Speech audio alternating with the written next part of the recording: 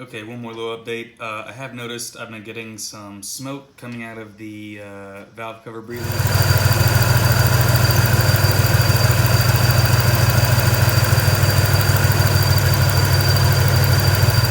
I'm not really sure where it's coming from, but I don't think I should be getting smoke.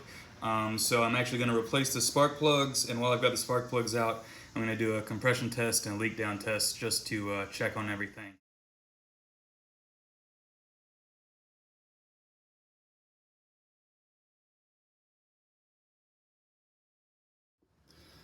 All right, here's the spark plugs, 1, 2, 3, 4, 5, 6.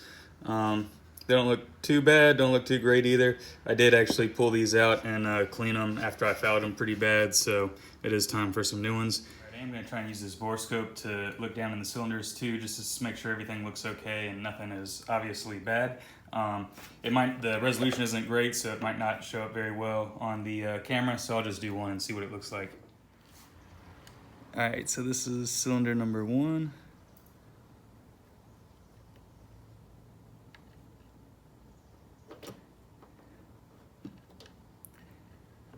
Can't really see a whole lot, but you can see the top of the piston.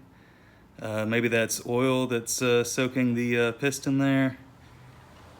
Kind of hard to tell, could also be gas. Maybe I should turn the ignition on to prime the pump and see if any of these injectors are leaking. That would probably be something good to do.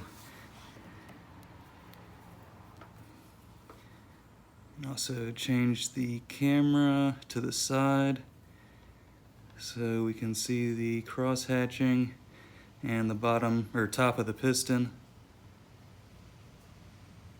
The head gasket right there, and then that's the chamber. Maybe I can twist it around.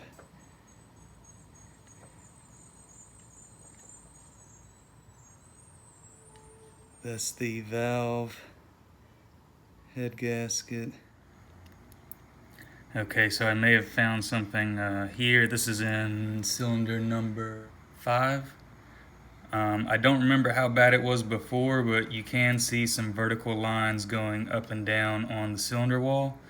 So I'm not sure if that is from the piston skirt or if that was existing and I just couldn't hone it out, or maybe the light's not showing up on it good, because you can still see some of the cross hatching going, at an angle back and forth, but those vertical lines are pretty apparent. I don't remember them being that pronounced when I was doing the honing of the cylinders, so no telling what could have caused this, if it's just the piston skirt, because it doesn't, well, there are a couple vertical lines on the other side as well, but it does look a little like it's a little bit more right here.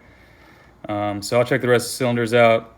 Like I said, do leak down test and compression test and see what it looks like.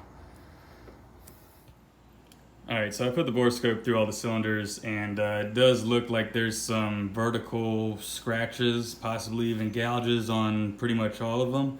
I don't know if that's new stuff or just old stuff I couldn't hone out before. I'll have to take a look at older videos. Or I don't know if something got in the intake. Maybe when I was cutting and grinding all the bumper and stuff, maybe debris got in there. Or maybe the eBay turbo's coming apart and throwing pieces of something in the intake or something, or into the oil.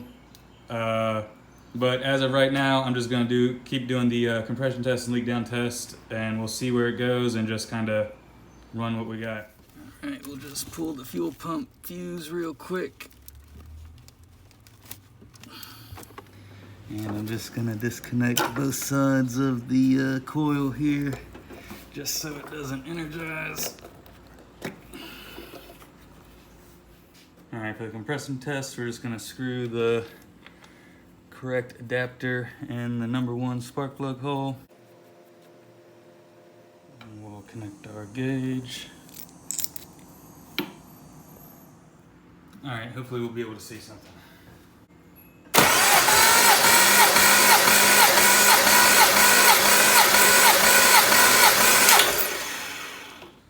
All right, this is cylinder number 2.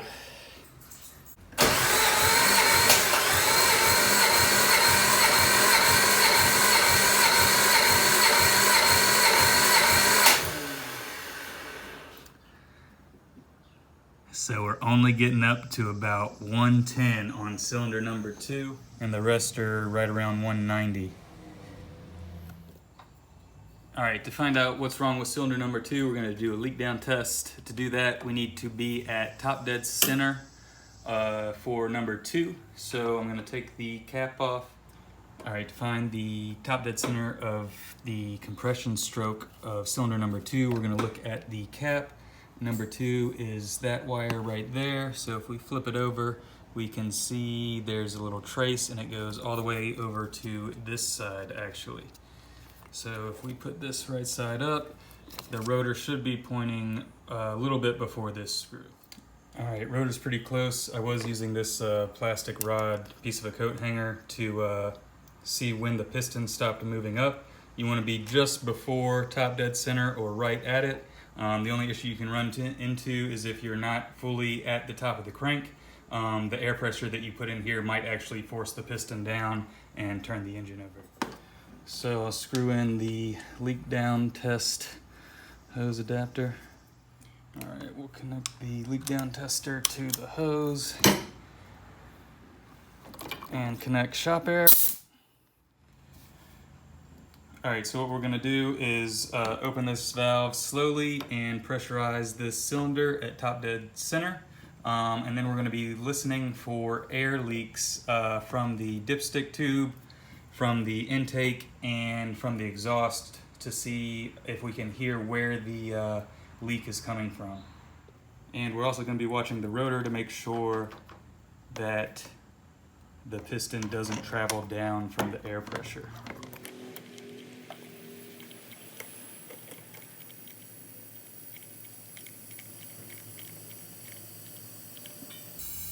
So we're at about 100 PSI.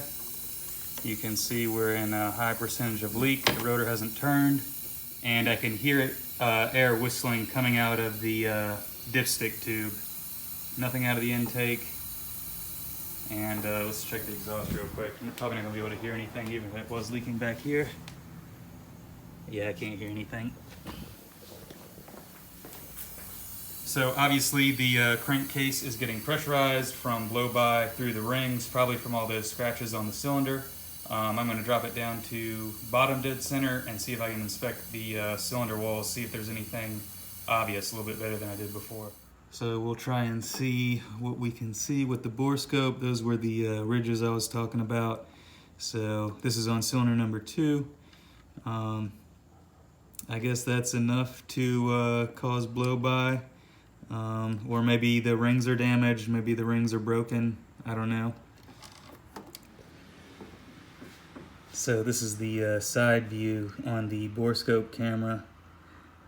It's not showing up too great on the cell phone camera I got, but it almost, right there, it almost looks like there's a little speck of something. So I did try and turn the camera around 360 degrees with the side view coming out of the bore scope, and it did look like those scratches or gouges were only on one area of the cylinder. So maybe it's just an issue with the wrist pin.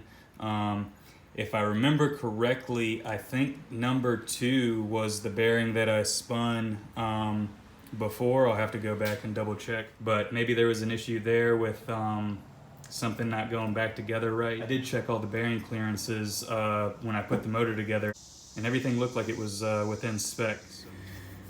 Okay, we're just gonna go ahead and throw 6 new spark plugs in here. I went ahead and got 12 because I was gonna throw in 6 new ones right before the dyno.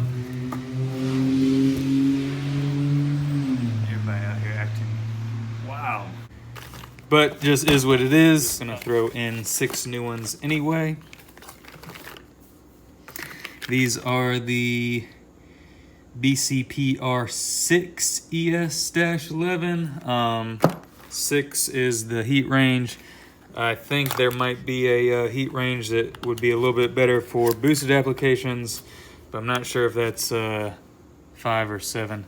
So we're gonna check the gap and see what it needs to be, and then just torque all these down. Okay, plug gap 1 to 1.1 millimeters, or 39 thousandths to 43 thousandths of an inch. I do have the BCPR 6ES, which is the standard type for the naturally aspirated model. The BCPR 6E with nothing on the end, I think that's just a different style electrode. So we'll just run with what we got. Here's the NGK spark plug chart real quick. We have the S on the end, so that means standard 2.5 millimeter copper core, and the CE stands for center electrode. The only thing I could find with no symbol is a V-groove center electrode. So real quick, here's the V-groove technology. So copper core electrode, we're just gonna check and see where we're at. Right at about 40 thousandths of an inch, or it was 1.0 to 1.1 millimeters. So this one looks good. Might be just a tad on the tight side, but that might be okay. Run and boost. So I'm gonna check the rest of them and throw them all in. All right, gapped all the spark plugs, or the rest of the spark plugs, threw all those in, torqued them to 20 Newton meters, which is on the low side. Connected all the spark plug wires, connected the coil to the distributor, a little signal. Still need to plug in the fuel pump fuse. We're just gonna send it with the low compression on cylinder 1 with the blow by the rings. Maybe I'll see if I can get a couple pool videos in here, because we don't need to worry about breaking the engine anymore.